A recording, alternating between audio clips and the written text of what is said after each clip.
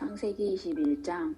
하나님께서는 약속하신 바로 그날에 사라를 찾아오셨다. 그리고 약속하신 대로 사라에게 행하셨다. 하나님께서 정하신 바로 그때에 사라가 임신하여 노년의 아브라함에게 아들을 안겨주었다. 아브라함은 아들의 이름을 이삭이라고 했다. 아이가 태어난 지 8일이 되자 아브라함은 하나님께서 명령하신 대로 아이에게 할례를 행했다. 아브라함의 아들 이삭이 태어났을 때 아브라함의 나이는 100살이었다. 사라가 말했다. 하나님께서 내게 웃음을 복으로 주셨구나. 이 소식을 듣는 모든 이가 나와 함께 웃을 것이다. 그녀가 또 말했다. 사라가 아이에게 젖을 물릴 날이 올 것이라고 누가 아브라함에게 말할 수 있었겠는가. 그러나 내가 이렇게 늙은 아브라함에게 아들을 안겨주지 않았는가. 아이가 자라서 젖을 떼게 되었다.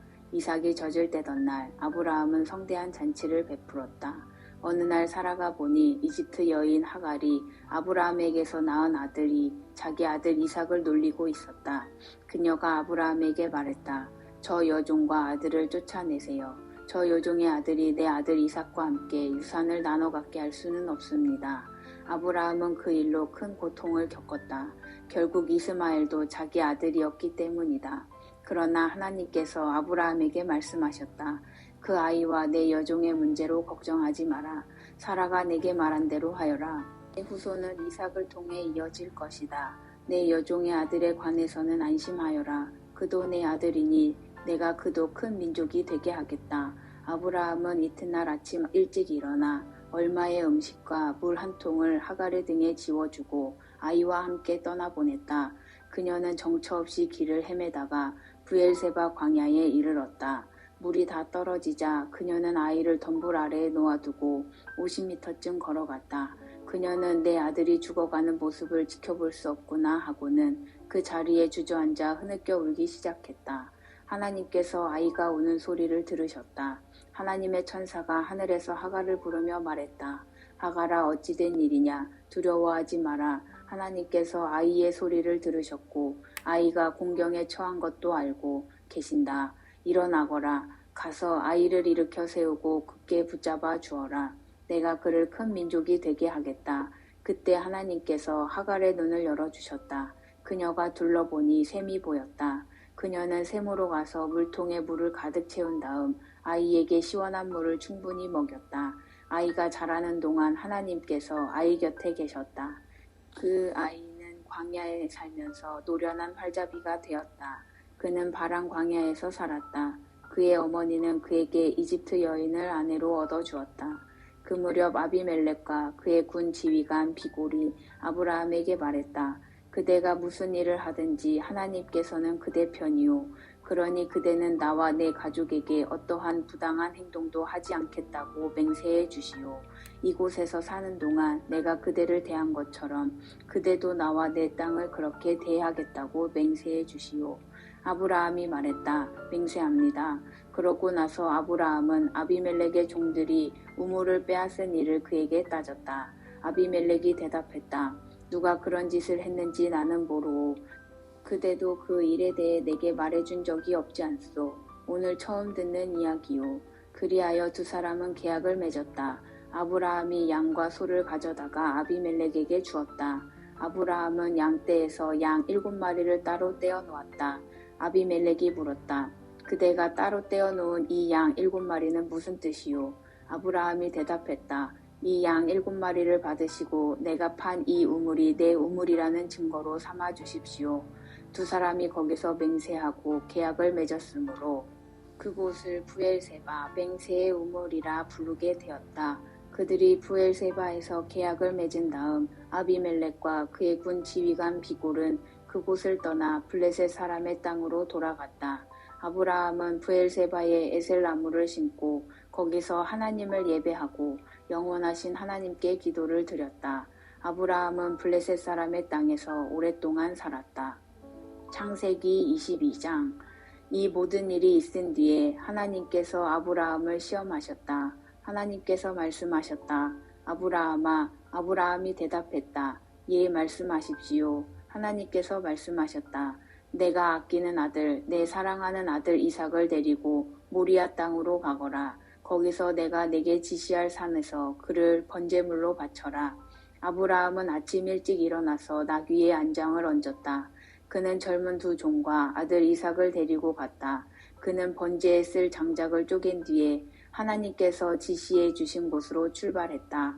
사흘째 되는 날에 그가 눈을 들어 바라보니 멀리 그곳이 보였다. 아브라함은 젊은 두 종에게 말했다.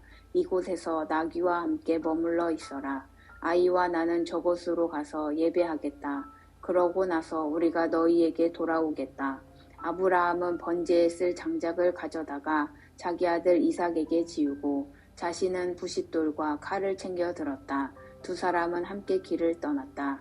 이삭이 자기 아버지 아브라함에게 말했다. 아버지, 그래 내 아들아.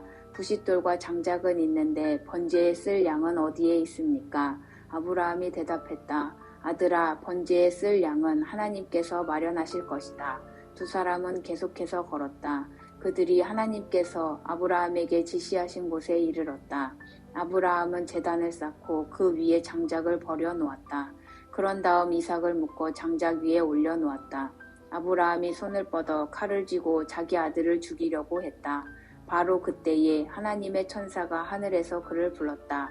아브라함아, 아브라함아, 예 말씀하십시오. 그 아이에게 손대지 마라. 그 아이를 건드리지 마라. 내가 나를 위해 내 아들, 내 사랑하는 아들을 제단에 바치기를 주저하지 않았으니 내가 하나님을 얼마나 경외하는지 이제 내가 알겠다. 아브라함이 고개를 들어 살펴보니 덤불에 뿔이 걸린 순양 한 마리가 보였다. 아브라함은 그 양을 잡아다가 자기 아들 대신 번제물로 바쳤다. 아브라함이 그곳의 이름을 여호와 이레 하나님께서 마련하신다라고 했다. 하나님의 산에서 하나님께서 마련하신다라는 말은 거기서 생겨난 것이다. 하나님의 천사가 하늘에서 두 번째로 아브라함을 불러 말했다. 내가 맹세한다. 하나님의 확실한 말씀이다. 내가 내 아들, 내 사랑스럽고 사랑스러운 아들을 아끼지 않고 내게 바쳤으니 내가 내게 복을 주겠다. 내가 반드시 내게 복을 주겠다. 내가 내 자손을 하늘의 별처럼 바닷가의 모래처럼 번성하게 하겠다. 내 후손이 원수를 물리칠 것이다. 내가 내 말에 순종했으니 땅 위의 모든 민족이 내 후손으로 인하여 복을 받게 될 것이다. 그 후에 아브라함은 젊은 종들에게로 돌아왔다. 그들은 짐을 챙겨 브엘세바로 돌아갔다. 아브라함은 브엘세바에 정착했다. 이 모든 일이 있은 뒤에 아브라함에게 소식이 들려왔다. 그대의 동생 나홀이 아버지가 되었소. 밀가가 그의 자녀를 낳았는데 맏아들은 우스, 그 아래로 부스, 그무엘, 그는 아람의 아버지다. 게셋, 하소, 빌다스, 이들랍, 부두엘, 그는 리브가의 아버지다. 태어났소. 밀가는 아브라함의 동생 나홀에게서 이 8 아들을 낳았다. 나홀의 첩 루우마도 나홀의 네 자녀 곧 데바, 가함, 다하스, 마아가를 낳았다. 창세기 23장. 사라는 127년을 살았다. 사라는 오늘날 헤브론이라 하는 가나안 땅 기럇 아르바에서 죽었다. 아브라함은 그녀를 위해 슬퍼하며 울었다. 아브라함은 죽은 아내 사라를 위해 애곡하기를 그치고 일어나서 햇사람들에게 말했다. 비록 내가 여러분 가운데 사는 이방인에 지나지 않지만 묘지로 쓸 땅을 내게 팔아서 내 아내를 안장할 수 있게 해주시기 바랍니다. 햇사람들이 대답했다. 어째서 그런 말을 하십니까? 우리와 함께 사는 당신은 이방인에 불과한 분이 아닙니다. 당신은 하나님이 세우신 지도자입니다. 우리의 묘지 가운데서 가장 좋은 곳에 당신의 아내를 안장하십시오.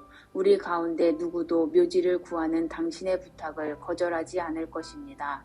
그러자 아브라함이 일어나서 그 땅 사람들 곧 햇사람들에게 정중히 절하며 말했다.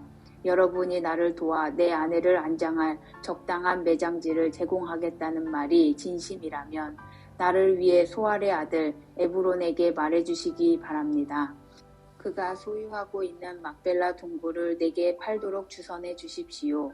그 동굴은 그의 밭머리에 있습니다. 값은 충분히 쳐드릴 테니 여러분이 증인이 되어 그가 내게 그 밭을 팔도록 해주십시오. 에브론은 햇사람 공동체의 일원이었다. 햇사람 에브론이 마을 의회의 일원인 햇사람들이 모두 들을 수 있도록 아브라함에게 큰 소리로 대답했다. 어르신, 그렇게 해서는 안 됩니다. 그 밭은 당신 것입니다. 당신께 드리는 선물입니다. 그 밭과 동굴을 당신께 드리겠습니다. 내 동족이 보는 앞에서 내가 그것을 당신께 드리겠습니다. 돌아가신 부인을 안장하십시오. 아브라함이 그곳에 모인 의회 앞에 정중히 절하고 에브론에게 대답했다. 부디 내 말을 들어주셔서 내가 그 땅의 값을 치를 수 있게 해주십시오. 내 돈을 받고 내가 가서 아내를 안장할 수 있게 해주십시오. 그러자 에브론이 아브라함에게 대답했다. 정 그러시다면 어르신과 저 사이에 은 400세겔이면 어떻겠습니까? 어서 가서 부인을 안장하십시오. 아브라함은 에브론의 제안을 받아들이고 에브론이 햇사람의 마을 의회 앞에서 제안한 금액, 당시 통용되던 환율로 은 400세겔을 지불했다. 그리하여 마므레 근처에 있는 에브론의 밭, 곧 밭과 동굴과 밭의 경계 안에 있는 모든 나무가 아브라함의 소유가 되었다. 햇사람의 마을 의회가 그 거래의 증인이 되었다.